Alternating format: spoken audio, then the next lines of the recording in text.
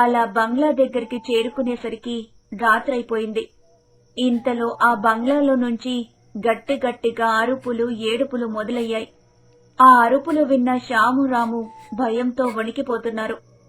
అది చూసిన సాధన వాళ్ళిద్దరికీ ధైర్యం చెప్పి లోపలికి తీసుకుని వెళ్ళింది. అలా ముగ్గురు కలిసి ఆ మూసి ఉన్న బంగ్లా దగ్గరకు వెళ్లి ఆ బంగ్లా తలుపులు తీయడానికి ఎంత ప్రయత్నిస్తున్నా ఆ తలుపులు తెరుచుకోవటం లేదు. వెంటనే సాధన తన చేతికున్న కడియం తీసి ఆ బంగ్లా తలుపు పైన పెట్టి మంత్రం చదివింది. గ్రం క్రం క్లీం బ్రాం తం గ్రు.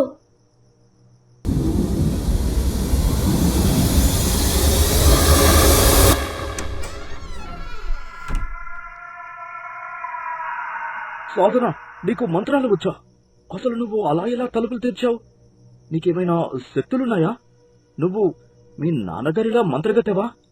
అలా అయితే నీ శక్తితో ఆ పాప ఎక్కడుందో చూడగలవా? చెప్పు సాధన. నాకు అలాంటి శక్తులు లేవని చెప్పాగా. మా నాన్నగారి దగ్గర కొన్ని విద్యలు నేర్చుకున్నా, అందులో ఇదొకటి. అయినా ఆ పాప కోసం తెలిస్తే మీకు చెప్పనా ఏంటి? పదండి, ఆ పాప చివరిసారిగా ఎక్కడ మాయమైందో అక్కడి నుంచి ఆ పాపని వెతుకుదాం అని ముగ్గురు ఆ పాప కోసం తలో దిక్కుగా వెళ్లి వెతుకుతూ ఉండగా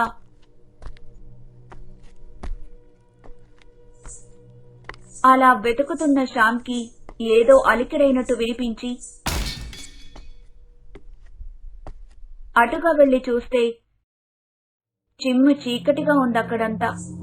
ఆ చీకటిలో తనని ఎవరో పిలుస్తున్నట్టనిపించి ఆ పిలుపు వస్తున్న వైపుగా వెళ్తూ ఉన్నాడు. ఆ గదిలోకి వెళ్లి చూస్తే అక్కడ ఎవ్వరూ లేరు.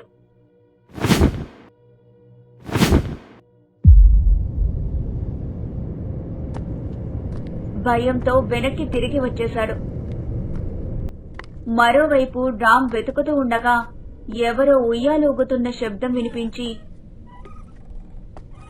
అటుగా వెళ్తూ ఉన్నాడు. అలా కిటికీలో నుంచి చూస్తే ఒక పాప చెట్టు కింద ఉన్న ఉయ్యాల్లో ఊగుతుంది. ముగ్గురు కిందకు వెళ్లి ఆ చెట్టు దగ్గరికి వెళ్లి చూస్తే అక్కడ ఎవ్వరూ లేరు. ఇదేం విచిత్రం రా బాబు! ఇప్పుడేగా ఒక పాప ఉయ్యాలూగుతున్నట్టు చూశాను, కానీ ఇంతలో ఎక్కడికి వెళ్ళిపోయింది? రే శ్యామ్, నువ్వు అటు వెళ్లి చూడరా. ఓరి బాబు, ఇదేదో దయ్యం బంగ్లాలాగా ఉంది.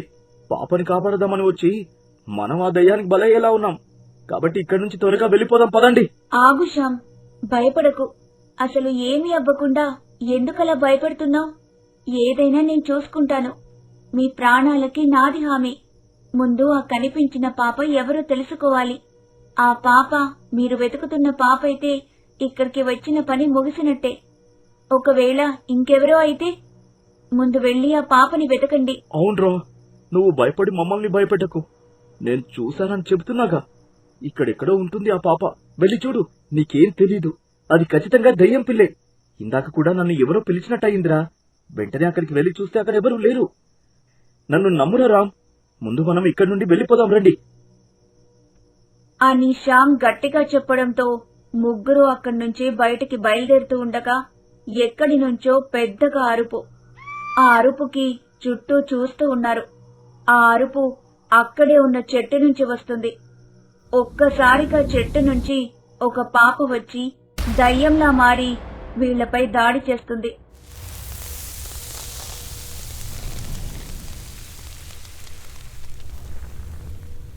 సాధన ఎంత ప్రయత్నించినా ఆ దయ్యాన్ని ఏమీ చేయలేకపోతుంది.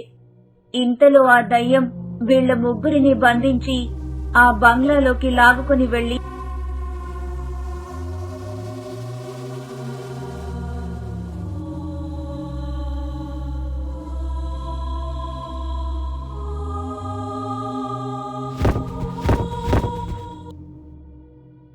నా అనుమతి లేకుండానే బంగ్లాలోకొచ్చి ఇక్కడి నుంచి వెళ్లిపోదామని అనుకున్నారా?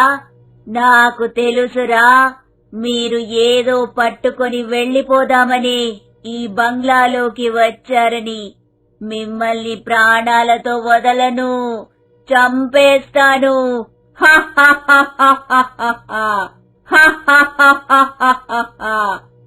అయ్యో, అలా అలాగేం కాదు.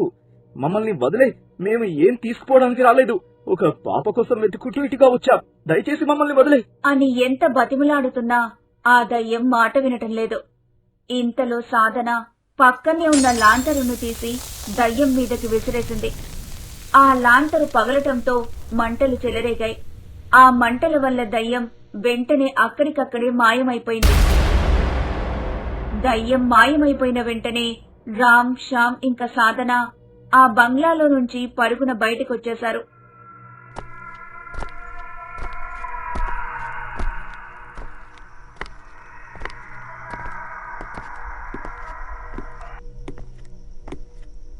నేను అప్పుడే చెప్పాను కదా, ఈ బంగ్లాలో దెయ్యం ఉంది అని. అసలు మనం ప్రాణాలతో బయటపడతామని అనుకోలేదు. పదండి పదండి, ఇక్కడి నుంచి మనం త్వరగా వెళ్ళిపోదాం. ఇదేదో భయంకరమైన దయ్యంలాగా ఉంది. అందుకే నేను దాన్ని ఏమీ చేయలేకపోయాను. ఖచ్చితంగా మీరు వెతుకుతున్న పాప ఇక్కడే ఉండుంటుంది. మనం ఎలా అయినా ఆ పాపని కాపాడాలి. నీకేమైనా బుర్ర పనిచేయడం లేదా సాధన? ఇప్పుడే కదా ఆ దయ్యం చేతుల నుంచి తప్పించుకుని వచ్చాం. మళ్ళీ లోపలికి వెళ్లి ఆ దయ్యం చేతుల్లో చావమంటావా? నువ్వు ఆగు శ్యామ్. నిజంగా ఆ పాప లోపలే ఉంటే పాపం చిన్నపిల్ల భయంతో అక్కడే దాక్కుని ఉంటుంది. మనం ఆ పాప కోసం వచ్చాం కదా, తనని ఎలా అయినా కాపాడాలి. సాధన, ఇప్పుడు మనం ఏం చేద్దాం? ఆ పాపని కాపాడే దారేం లేదా? ఉంది. ఇప్పుడే మనం మా ఊరు గోలకు వెళ్లి మా నాన్నగారికి విషయం చెప్పాలి. వారు ఎలా అయినా ఆ దయ్యం నుంచి పాపని రక్షించి తీసుకుని వస్తారు అని ముగ్గురు అక్కడి నుంచి బయలుదేరి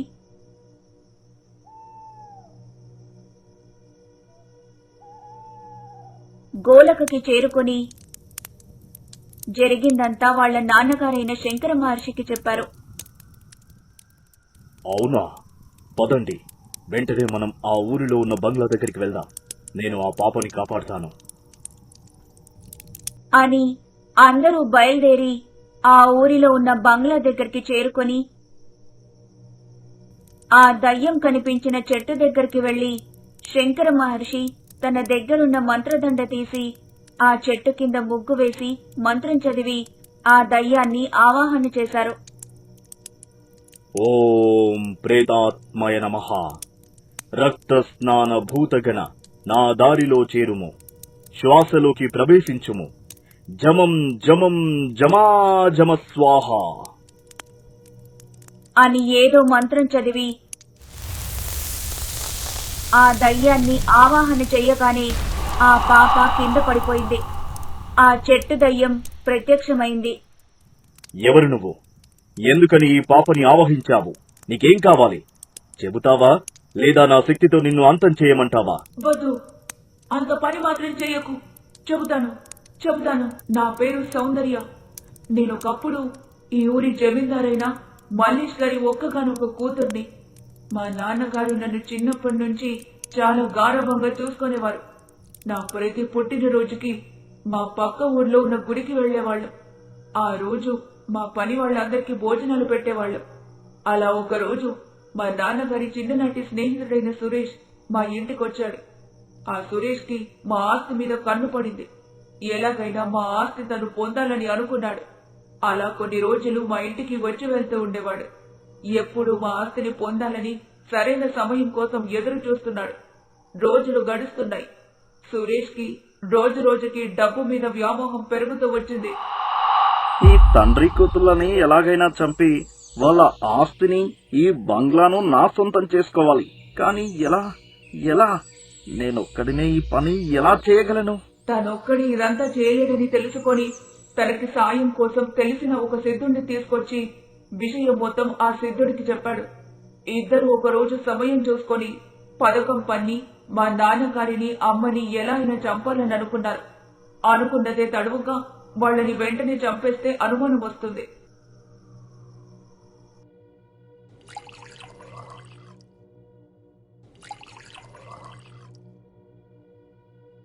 కాబట్టి రోజు తినే అన్నంలో ఏవో రసాయనాలు కలిపించి వాళ్ళు రోజు రోజుకి నీరసించుకుపోయి చనిపోయారు.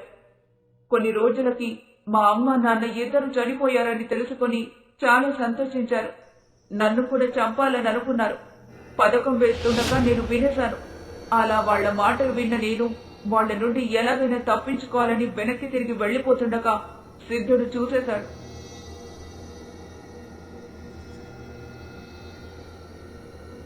వెంటనే నన్ను బంధించి ఒక గదిలోకి తీసుకొని వెళ్లి నన్ను అక్కడికక్కడే చంపేశారు. కానీ ఊర్లో వాళ్ళందరికీ నేను మా తల్లిదండ్రుల మీద బెంగతో చనిపోయానని చెప్పి నమ్మించారు. మా అమ్మ నాన్నని చంపింది వాళ్లే అని తెలిసినా నేను వాళ్ల మీద కోపంతో ప్రేతాత్మనయ్యాను. వాళ్ళ ఇద్దరిని ఎలాగైనా చంపాలని అనుకుని నన్ను పాతిపెట్టిన స్థలంలో చెట్టు కిందనే వేచి చూస్తున్నా. అలా ఒకరోజు సురేష్ డబ్బు కోసమని బంగ్లాలోకొచ్చాడు.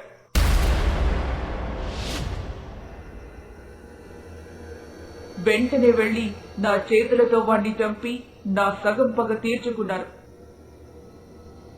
ఇంకొకరిని కూడా చంపితే గాని నా ఆత్మకి విముక్తి దొరకదు. కానీ నేను దయ్యమై సురేష్ ని చంపేశానని తెలుసుకున్న సిద్ధుడు తనకి తెలిసిన మంత్రశక్తితో నన్ను ఆ చెట్టులోనే బంధించేశాడు.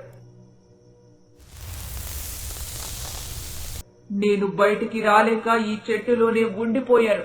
కానీ కొన్ని రోజుల క్రితం ఈ పాప వచ్చి ఈ చెట్టుకున్న బంధనాన్ని తీసేయడంతో నా ఆత్మకి విముక్తి వచ్చింది.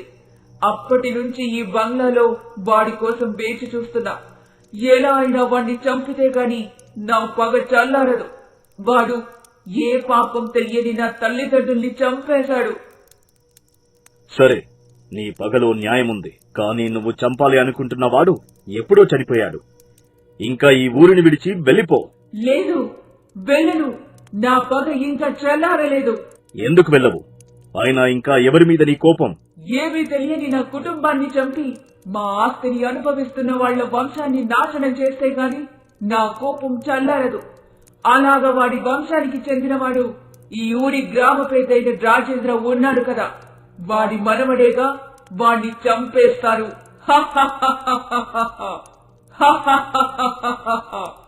వాడేం చేశాడు? అయినా తప్పు చేసిన ఇద్దరు చనిపోయారు కదా. ఏ పాపం తెలియని వీడిని ఎందుకు చంపడం? అలా చేయడం చాలా తప్పు. నీకేం కావాలో చెప్పు, నేను నీకు న్యాయం జరిగేలాగా చేస్తాను. సరే, అయితే వాడు అనుభవిస్తున్న ఆ రాజభోగం మాది కాబట్టి ఈ ఊరిలో మా తల్లిదండ్రుల విగ్రహాలు కట్టించి ఆ డబ్బుతో ఊరిలో గుడులు బడులు కట్టించాలి. ఆ దానమంతా ఈ ఊరి బాగు కోసమే ఉపయోగించాలి. చివరిగా మా శవాలను బయటకు తీసి దహనం చేయాలి. అప్పుడే నా ఆత్మ శాంతిస్తుంది. అలా చెప్పగానే శంకర మహర్షి వెంటనే గ్రామ పెద్దగాన్ని పిలిపించి ఆత్మ చెప్పిందంతా చెప్పారు. తన కుటుంబం వాళ్లు చేసిన దానికి క్షమించమని ప్రాధేయపడ్డాడు గ్రామ పెద్ద. మమ్మల్ని క్షమించు, నువ్వు చెప్పినట్టే చేస్తాం. నన్ను మా ఊరి వాళ్ళని వదిలిపెట్టు. నీకు నేను మాట ఇస్తున్నా, ఇంకా ఈ ఊరిలో పేదవాడు లేకుండా చూసుకుంటా అని చెప్పి గ్రామ పెద్ద ఆ దయ్యానికి మాట ఇచ్చాడు. వెంటనే ఆ బంగ్లాని శుభ్రం చేసి ఆ ఊరి పిల్లల కోసమని ఒక పాఠశాలగా మార్చేశారు. ఆ ఊరిలో అందరికీ ఇల్లు కట్టించారు. మల్లేష్ గారిది, అతని భార్యది విగ్రహాలు ఆ ఊరి మధ్యలో కట్టించారు. అదంతా చూసిన సౌందర్య ఆత్మ ఆనందించి గాలిలో ఒక జ్యోతిగా మారిపోయి విశ్వంలో కలిసిపోయింది. దయ్యం నుంచి కాపాడిన సాధనకి వాళ్ల నాన్నగారైన శంకర మహర్షికి ఆ ఊరి వాళ్లు కృతజ్ఞతలు చెప్పారు. ఎంతో సాహసం చేసిన రామ్ శ్యామ్ కి గ్రామ పెద్ద బహుమతులు కూడా ఇచ్చారు. ఇప్పుడు రంగాపురం పచ్చని పంట పొలాలతో చిన్నపిల్లల నవ్వులతో కలకల్లాడుతోంది.